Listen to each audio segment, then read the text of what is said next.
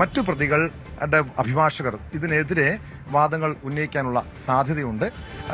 അതോടൊപ്പം തന്നെ ഇതില് പ്രതികളുടെ പ്രായം, കാരണം ഈ എല്ലാ പ്രതികളും ചെറുപ്പക്കാരാണ്, അവരുടെ പ്രായം ഉൾപ്പെടെ ചൂണ്ടിക്കാണിച്ചുകൊണ്ടായിരിക്കും പ്രതിഭാഗം വാദങ്ങൾ ഉന്നയിക്കുക. ഈ വാദങ്ങൾ ഉൾപ്പെടെ കേട്ട ശേഷമായിരിക്കും ഉച്ചയ്ക്ക് ശേഷം വിധി ഉണ്ടാകുമെന്ന് തന്നെ നമുക്ക് പ്രതീക്ഷിക്കാം. എന്തായാലും നേരത്തെ അഭിലാഷ് സൂചിപ്പിച്ചതുപോലെ പല രീതിയിലുള്ള അട്ടിമറികളും നടന്ന, ഏറെ നാടകീയമായിട്ടുള്ള പല സംഭവവികാസങ്ങളും നടന്ന ഒരു കേസ് കൂടിയാണ് ഈ നടിയാക്രമണ കേസ്.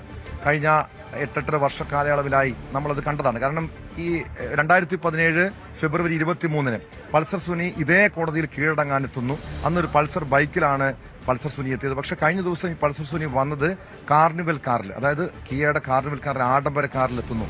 ഇന്ന് പൾസർ സുനി പോലീസിന്റെ വാഹനത്തിലായിരിക്കും വരിക. കാരണം അങ്ങനെ നമുക്ക് എങ്ങനെയാണ് ഈ പൾസർ സുനി, ഈ ഒരു പൾസർ ബൈക്കുകൾ മോഷ്ടിച്ചു നടന്ന പൾസർ സുനി, ഒരു കൊടും ക്രിമിനലായ പൾസർ സുനി, അതിനുശേഷം ഈ വിധി കഴിഞ്ഞ ദിവസം ഈ വിധി പറയാൻ എത്തിയപ്പോൾ, വിധി പ്രസ്താവിക്കുന്ന ദിവസം എത്തിയപ്പോൾ എങ്ങനെ ഒരു കാർണിവൽ കാറിലെത്തുന്നു, ആ രീതിയിൽ അയാളുടെ സാമ്പത്തികം എങ്ങനെ മാറുന്നു? കാരണം ദിലീപ് കൊട്ടേഷൻ കൊടുത്തിട്ടുണ്ട് എന്ന തന്നെയായിരുന്നു തുടക്കം മുതൽ തന്നെ പ്രോസിക്യൂഷൻ ഉന്നയിച്ച വാദം. പോലീസിന്റെ കണ്ടെത്തലും അന്വേഷണ സംഘത്തിന്റെ കണ്ടെത്തലും അത് തന്നെയായിരുന്നു. പക്ഷെ ഇതുമായി ബന്ധപ്പെട്ട് അത് ഗൂഢാലോചന തെളിയിക്കാൻ കഴിഞ്ഞില്ല. ദിലീപിനെ അതുകൊണ്ടാണ് കുറ്റവിമുക്തനാക്കിയത്. അങ്ങനെ വളരെ സംഭവബഹുലമായിട്ടുള്ള നിരവധി സംഭവങ്ങൾക്ക് സാക്ഷ്യം വഹിച്ചിട്ടുള്ള ഒരു കേസ് കൂടിയാണെന്ന് ഡാനി ഇപ്പോൾ ചേരുന്നുണ്ട് വിവരങ്ങളുമായി. ഡാനി, ഏറെ കൗതുകം നിറഞ്ഞൊരു കാര്യം, നമുക്കറിയാം ഈ പൾസർ സുനി ഒരു ക്രിമിനലാണ്, കൊടും ക്രിമിനലാണ്. പൾസർ ബൈക്കുകൾ മോഷ്ടിച്ചിടുന്ന ഒരാളാണ്, അല്ലെങ്കിൽ ഒരു ഡ്രൈവറാണ്.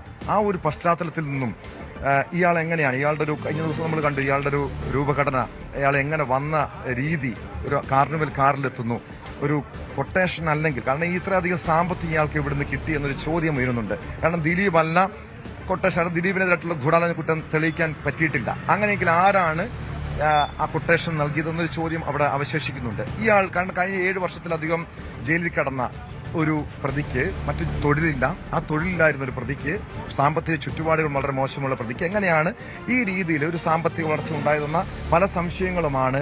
ഇതിന് പിന്നിൽ കൃത്യമായ കൊട്ടേഷൻ ഉണ്ട്, ഗൂഢാലോചന ഉണ്ട് എന്ന് സംശയിക്കുന്നത്. പക്ഷെ ആരാണ് ആ കൊട്ടേഷൻ കൊടുത്തതെന്ന ചോദ്യം ഇപ്പോഴും അവശേഷിക്കുന്നുണ്ടല്ലോ. സ്വാഭാവികമായും ദിലീപ് ഇതിനെതിരെ നിയമ നടപടി സ്വീകരിക്കുന്നുണ്ട്. ദിലീപിനെതിരെയാണ് ഗൂഢാലോചന നടന്നത്. ഇത് തെളിയിക്കണമെന്ന് ആവശ്യപ്പെട്ടുകൊണ്ട് ദിലീപ് കോടതിയെ സമീപിക്കുന്നു. അതോടൊപ്പം ദിലീപിനെ വെറുതെ വിട്ട, കുറ്റവിമുക്തനാക്കിയ നടപടിക്കെതിരെ പ്രോസിക്യൂഷനും നിയമ നടപടിയിലേക്ക് പോകുന്നു. എന്തായാലും ഇന്ന് ശിക്ഷാവിധി ഉണ്ടായാൽ അതിനുശേഷം ഉച്ചയ്ക്ക് ശേഷം വിധിപ്പകർപ്പ് ലഭിക്കും. സ്വാഭാവികം അതിനുശേഷമായിരിക്കും എന്തുകൊണ്ടാണ് ദിലീപിനെ കുറ്റവിമുക്തനാക്കിയത് തുടങ്ങിയ കാര്യങ്ങളൊരു വ്യക്തത ഉണ്ടാകുകയുള്ളൂ. ഇന്നത്തെ ഈ സംഭവം, അതായത് ഇന്ന് ശിക്ഷാവിധി ഉണ്ടായാൽ പോലും അതിനുശേഷവും ഇതുമായി ബന്ധപ്പെട്ട കൂടുതൽ നടപടിക്രമങ്ങൾ, നിയമപോരാട്ടങ്ങൾ ഉണ്ടാകും. എന്തൊക്കെ പ്രതീക്ഷിക്കാം? ടോം, ഇതിലെ ഈ നടിയെ ആക്രമിച്ച കേസിൽ സിനിമാ തിരക്കഥകളെ വെല്ലുന്ന രീതിയിലുള്ള ഒരു കാര്യമായിരുന്നു എന്ന് തന്നെ പറയുന്നു. നടിയുണ്ട്, ഒപ്പം തന്നെ ഒരു നടൻ ഇതിൽ ഉൾപ്പെടുന്നു, അങ്ങനെ എല്ലാം പറയുന്നു. ഇപ്പൊ വന്നിരുന്നു അതിന്റെ ഒരു 1ാം അധ്യായം അവസാനിക്കുന്നു എന്ന് പറയുന്നിടത്ത് ഇനി ഇതിന്റെ 2ാം പാർട്ട് തുടങ്ങിയാണ്. ഇന്ന് അതിന് തുടക്കമാകുമെന്ന് തന്നെയാണ് ആ കരുത്. കാരണം വെച്ചാൽ ഈ നടി ആക്രമിക്കപ്പെട്ട കേസിലേക്ക് ഇനി വരുമ്പോഴേക്കും ഈ നടി ആക്രമിക്കപ്പെട്ട കേസിന്റെ കോടതി ദിലീപിനെ അടക്കം കുറ്റവിമുക്തനാക്കുമ്പോൾ എന്ന് ദിലീപ് പറഞ്ഞെടുത്തെന്ന് തന്നെയാണ് ഇനി അടുത്ത ഈ കഥ, അല്ലെങ്കിൽ അടുത്ത അധ്യായത്തിലേക്ക് തുടങ്ങുന്നത് തന്നെ. കാരണം തനിക്കെതിരെയാണ് ഗൂഢാലോചന നടന്നത്, താനാണ് ഇതിൽ ഇരയാക്കപ്പെട്ടത് എന്നതടക്കമുള്ള കാര്യങ്ങളാണ് ദിലീപ് പറഞ്ഞു വെക്കുന്നത്. വെറുതെ പറഞ്ഞു വെക്കുകയല്ല, അത് മഞ്ജു വാര്യരുടെ പേരടക്കം, അതായത് തന്റെ മുൻ ഭാര്യയുടെ പേരടക്കം പറഞ്ഞുകൊണ്ട് അവർ പറഞ്ഞ ആ ഒരു സംശയത്തിൽ നിന്ന്, അല്ലെങ്കിൽ ഇതിൽ ഗൂഢാലോചനയുണ്ട് എന്ന് പറഞ്ഞെടുത്ത് നിന്നാണ് തന്റെ നേർക്ക് ഇത് തിരിഞ്ഞു വരുന്നത് എന്ന് പറയുന്നു. അപ്പോൾ സ്വാഭാവികമായും ദിലീപ് ഇക്കാര്യങ്ങളുമായി മുന്നോട്ട് പോകാനുള്ള സജീവമായ ഒരു സാധ്യതയുണ്ട്. കാരണം ഇക്കാര്യത്തിൽ കൂടുതൽ അന്വേഷണമോ അല്ല എങ്കിൽ ഇക്കാര്യത്തിൽ കൂടുതൽ വ്യക്തത വരുത്തണമോ മറ്റേതെങ്കിലും ഇതുമായി ബന്ധപ്പെട്ടുകൊണ്ട് നടപടികളിലേക്ക് ദിലീപ് പോകാനുള്ളൊരു സാധ്യത ഒരു ഭാഗത്ത് നിലനിൽക്കുന്നുണ്ട്. മറ്റൊന്ന് ടോം ചോദിച്ചതുപോലെ ഇത് ആരുടെ ഗൂഢാലോചന എന്നത് കേരളത്തിൻ്റെ പൊതുസമൂഹം ഒന്നടങ്കം ചോദിച്ചുകൊണ്ടിരിക്കുകയാണ്. അതിൽ ഒരു കോടതിയിൽ നിന്ന് ഇന്ന് വിധി പകർപ്പ് ലഭിക്കുമ്പോൾ ഇത്തരം കാര്യങ്ങളിൽ കോടതിയുടെ കണ്ടെത്തൽ എന്നതാണ് ഏറ്റവും വലിയ പ്രധാനം. ഇതിൽ 120B ചുമത്തിയിരിക്കുന്നു. കുറ്റകരമായ ഗൂഢാലോചനയാണ് അത് ചുമത്തിയിരിക്കുന്നത്. ഗൂഢാലോചന ഉണ്ട് എന്ന് കോടതി പറയുന്നുണ്ട്. അപ്പോൾ കാരണം ആ കുറ്റം നിലനിൽക്കുന്നുണ്ട്.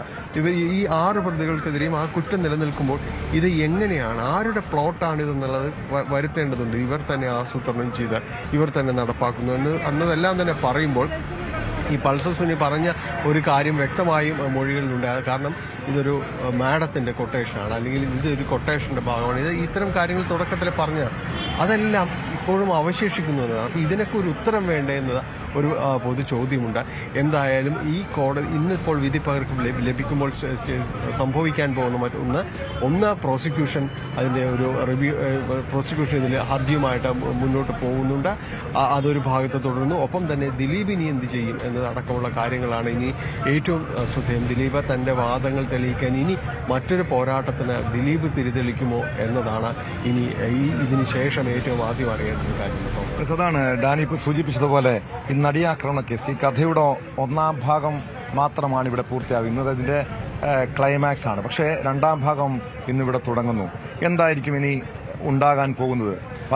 പല രീതിയിലുള്ള നിയമ പോരാട്ടങ്ങൾക്കും സാക്ഷ്യം വഹിച്ചിട്ടുള്ളൊരു കേസ് കൂടിയാണ്. ഡാനി, നമുക്കറിയാം ഏറ്റവും അധികം കഴിഞ്ഞ ദിവസം, അതായത് ഈ 8ാം തീയതി ഈ കേസിൽ വിധി വന്ന ശേഷം ഈ 6 പേരെ കുറ്റക്കാരെന്ന് കണ്ടെത്തുകയും ദിലീപിനെ കുറ്റവിമുക്തനാക്കുകയും ചെയ്ത ശേഷമുണ്ടായ ഒരു പൊതുസമൂഹത്തിന്റെ ഒരു ഉള്ളിലുണ്ടായ ഒരു വികാരം, അതായത് അവിടെ ഇരയ്ക്ക് നീതി കിട്ടിയില്ല എന്ന് സിനിമാ മേഖലയിൽ ഒരു ഭാഗം ആളുകൾ പറയുന്നു. മറുവിഭാഗം പറയുന്നു ദിലീപിന് നീതി കിട്ടിയെന്ന് പറയും. കാരണം ദിലീപിനെ വേട്ടയാടി കഴിഞ്ഞ വർഷം നിരപരാധിയായ ദിലീപിനെ, അതായത് കോടതി വിമുക്തനാക്കുമ്പോൾ സ്വാഭാവികമായും കോടതിയുടെ കണ്ടെത്തലുകളാണ് അത് അന്തിമ വിധി എന്ന് പറയുന്നവരാണ് ഭൂരിഭാഗവും.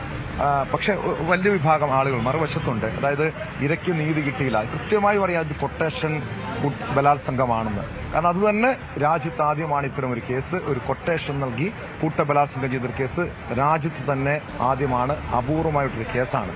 അതുകൊണ്ട് തന്നെയാണ് ഈ കേസ് ഇത്രയധികം വാർത്താ പ്രാധാന്യം നേടിയത്. മാത്രമല്ല ഇരയായത് ഒരു പ്രമുഖ നടിയായിരുന്നു, അന്ന് പ്രതിസ്ഥാനത്തുണ്ടായിരുന്നത് ഒരു നടനായിരുന്നു, അന്ന് ജനപ്രിയ നായകനായിരുന്നു. അത്തരം പല കാര്യങ്ങളും നിലനിൽക്കുന്നുണ്ട്. അവിടെയാണ് ഈ വിധി അത്രയധികം വിമർശിക്കപ്പെട്ടതും.